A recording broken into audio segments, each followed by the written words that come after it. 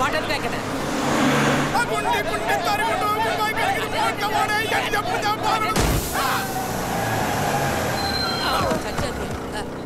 ఏమైందయ్యా? టైర్ పేలిపోయింది సార్.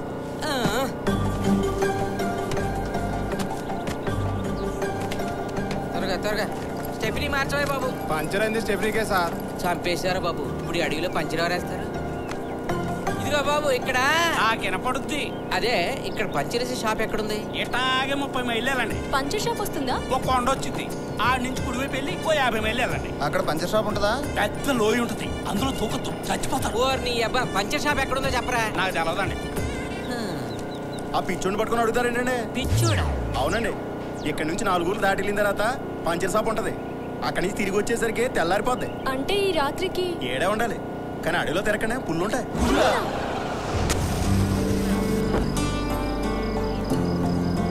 ఈ రాత్రికి ఇక్కడే ఉండాల్సి వస్తుంది అనుకోలేదు వెంకన్న. సార్ పిల్లలకు అడివంటే భయం పోతుందిలే సార్. చలి ఎక్కువగా ఉంది కదా మనసా. అయితే ఏం చేద్దాం? నేను చెప్పింది నువ్వు చేయవు కానీ అంతాక్షరి ఆడదామా? నీకు తెలుగు అక్షరాలే రావు, నీతో అంతాక్షరి ఏంట్రా? వెంకన్న, ఎప్పటి నుంచో నేను విషయం అడగాలనుకుంటున్నాను. నువ్వు పెద్దగా చదువుకోలేదు కదా, మరి పాటలు ఇంత బాగా ఎలా రాస్తావు? మా తెలంగాణ మట్టిలోనే పాటున్నా సార్, అదే నాకు వచ్చింది. ఈ మధ్య కొత్త పాటలు ఏమైనా రాసావా వెంకన్న? రాసిన ఫ్యాక్షనిస్టుల మీద. ఫ్యాక్షనిజం మీద ఒకసారి పాడు వెంకన్న. వద్దులే అమ్మా. అందరూ అడుగుతున్నారు కదా, పాడు వెంకన్న.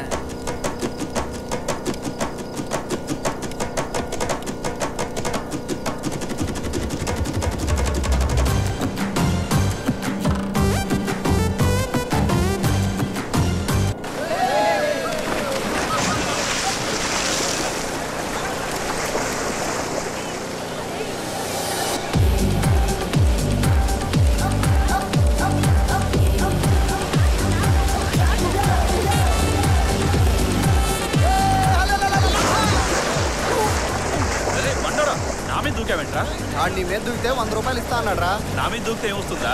అక్కడ అమ్మాయిలు ఈత కొడుతున్నారు, వాళ్ళ మీద దూకు, 1000 ఇస్తా. అదెంత? వాళ్ళ మీద దూకడమే కాదు, వాళ్ళని వీడియో షూట్ కూడా చేసుకొని వస్తాను. నువ్వు అదే మాట మీద ఉండు. సరే వెళ్ళు.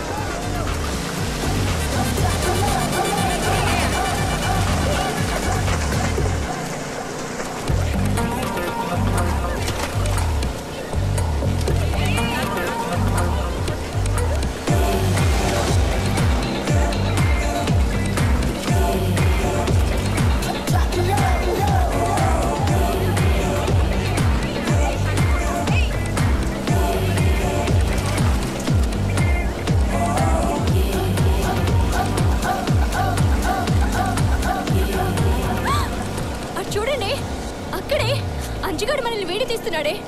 పండోడా, ఈరోజు అయిపోయావురండి.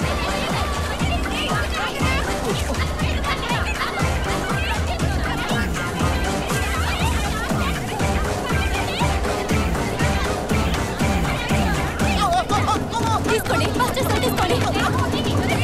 ఆ వీడియో డిలీట్ చేయవే. చూడవే వీడియో.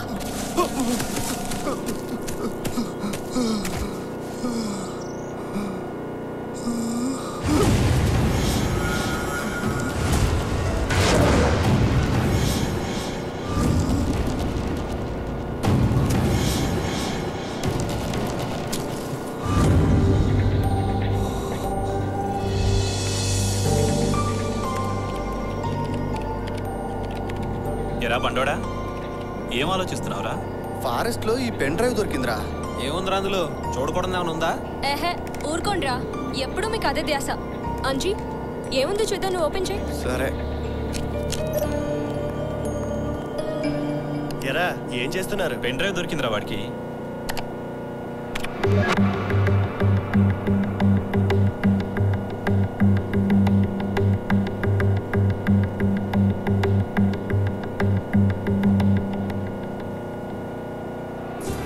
నిహారిక, ఇదే మా ఇల్లు. అక్కడ గ్లాస్తో కుస్తీ పడుతున్న వ్యక్తి మా నాన్న. ఆయనకి మనుషుల కన్నా గ్లాస్తోనే అటాచ్మెంట్ ఎక్కువ. ఆడవాళ్ళ మీద ఆయన చేసే కామెంట్స్ ఎదుర్కోవడానికి ఆంధ్రప్రదేశ్ మహిళా సంఘం ఓ ప్రత్యేక శాఖనే ఏర్పాటు చేసింది. ఏంటి ఎంత లేట్? ఏంటని తీసులుగా పెడుతున్నా? పొద్దున్నే దుకాణం ఓపెన్ చేశారు. నేను కావాలని చేశానా, కన్ఫ్యూజన్ తో చేశాను? ఏంటా కన్ఫ్యూజన్? నాగార్జున ఏమో బంగారం కొనమంటాడు, వెంకటేష్ ఏమో తాగడు పెట్టమంటాడు. ఆయన చెప్పినట్టు కొనాలా, ఈయన చెప్పినట్టు తీసుకెళ్ళి తాగడు పెట్టాలా? ఆహా, తాకట్టు పెట్టి తాగడానికా? అబ్బా మీ లేడీస్ మా మొగాళ్ళు నమ్మరు అసలు. ఇప్పుడు ఫుల్ బాటిల్ కొనుక్కొచ్చినది, దాని కింద ఏం రాశాడు చూడు, మద్యపానము ఆరోగ్యానికి హానికరము. తగలవుతా కన్ఫ్యూజన్. అంత కన్ఫ్యూజన్ ఉంటే మానేయొచ్చుగా. మీకు ఏదో ఒక వంక కావాలి. తెల్లారితే తూర్పున సూర్యుడు ఉదయించినట్టు మీ చేతికి గ్లాస్ వచ్చేస్తుంది. నా చేతికి గ్లాసే వచ్చింది, నీ కడుపులో ఆడపైన వచ్చింది కదా.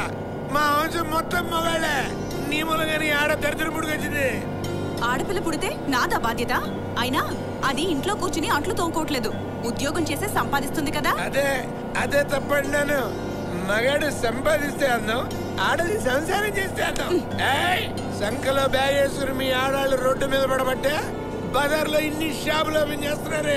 చాలండి, మీరు చేసే పని. ఇదండి మా నాన్న క్యారెక్టర్. రోజు గీతా పారాయణంలా ఆడవాళ్ళని ఆడిపోసుకుంటే తప్ప ఆయనకి నిద్రే పట్టదు.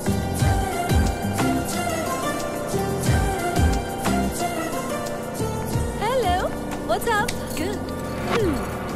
ఇది మా ఛానల్. ప్రతి నిమిషం ప్రజల కోసం అనేది ఈ channel tag line.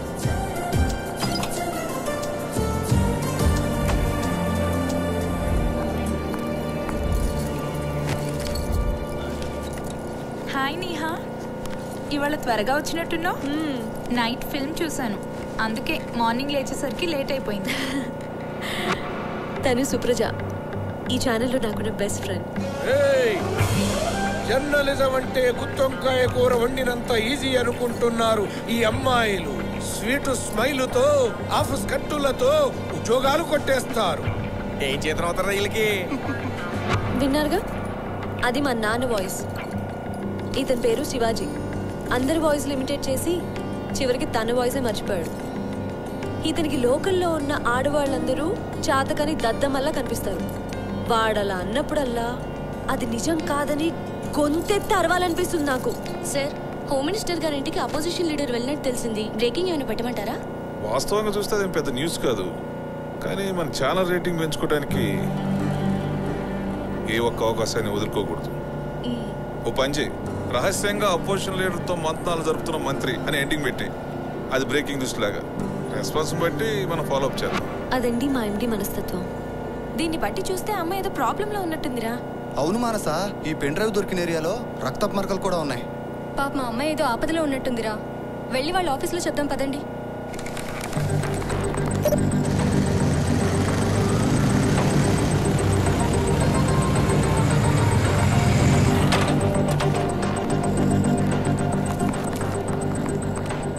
Excuse me. Yes, సుప్రజని కలవాలి.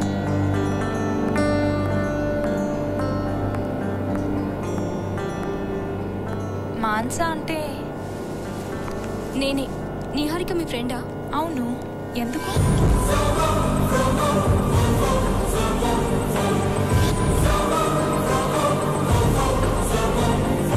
మీరు చెప్పిన దాన్ని బట్టి నాకు డౌట్గానే ఉంది. ఇప్పటికే వాళ్ళ పేరెంట్స్ 10 సార్లు ఫోన్ చేశారు. దీన్ని ఛానల్ వాళ్ళు ఎందుకు పట్టించుకోవట్లేదు?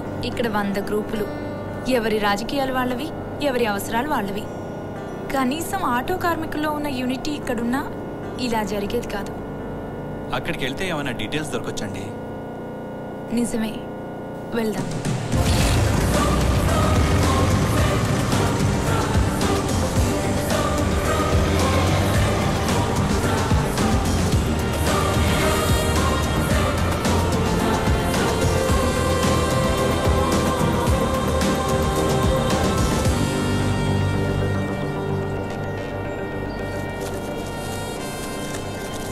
ఇదిగో ఇక్కడే నాకు పెన్ డ్రైవ్ దొరికింది. సరే, వెతుకుదాం పదండి.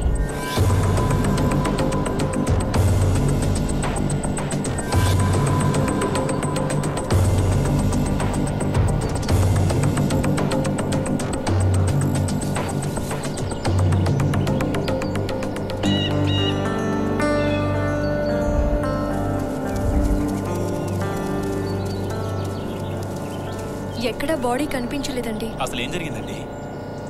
నిహారిక ఈ అడవిలోకి ఎందుకు వచ్చింది? నిహారిక నా బెస్ట్ ఫ్రెండ్. ప్రతి నిమిషం పక్క వాళ్ళ గురించే ఆలోచించేది. ముఖ్యంగా సమాజంలో ఇప్పుడున్న అసమానతలు పోవాలని, ఏదైనా మార్పు రావాలని కోరుకునేది. నిహారిక, నీకోసం ఎండి గారు వెయిటింగ్. Okay okay.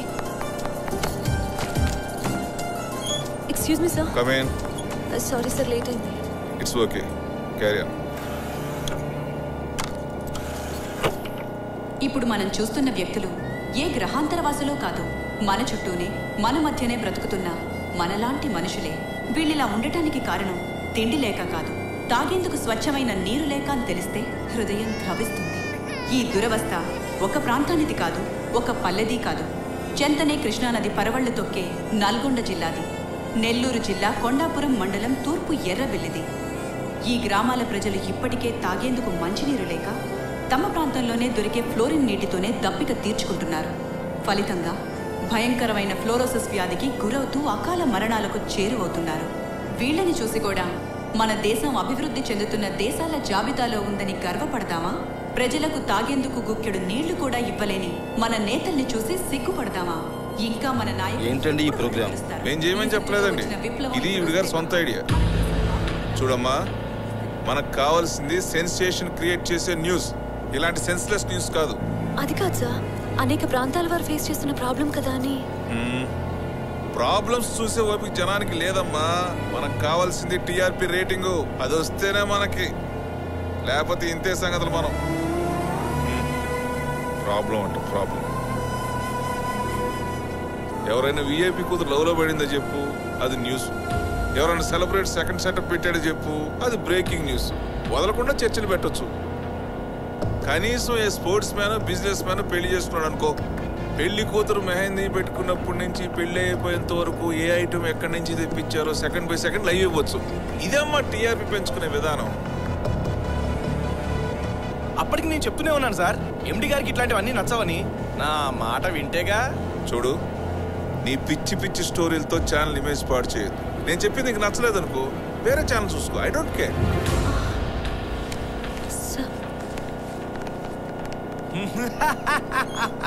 ఎవరి కోసం, ఎందుకోసం ఈ టీవీ ఛానళ్ళు, ఈ న్యూస్ బులెటిన్లు?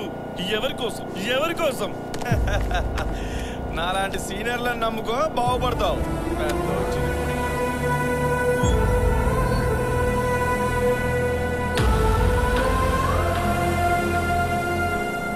నమస్తే సార్.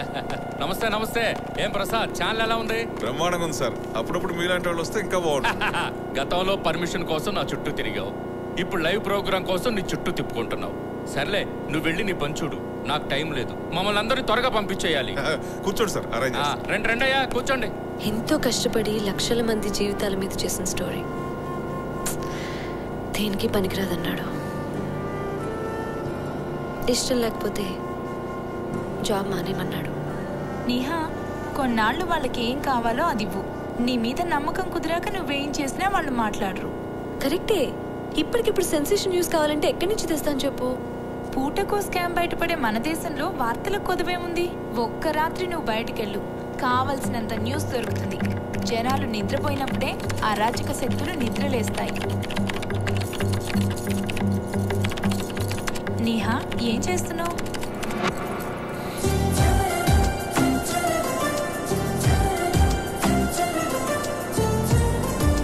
నగరం నిద్రపోతున్న వేళ అని ప్రోమో రెడీ చేయి. తెల్లారసరికి న్యూస్తో వస్తా.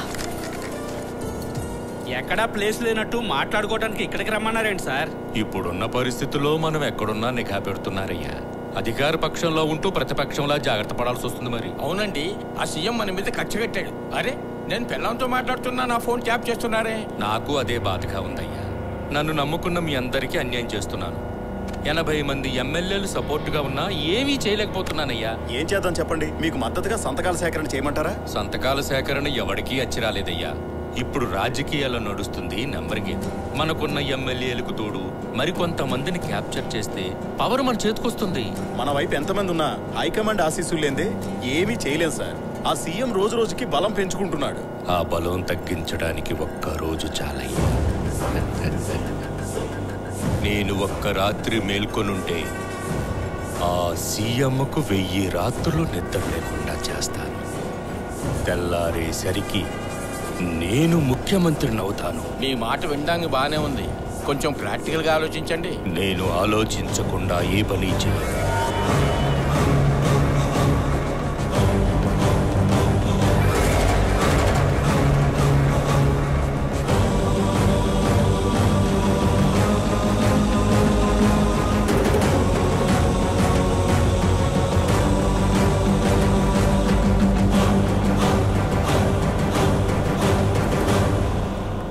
నమస్కారం సార్. నమస్కారం.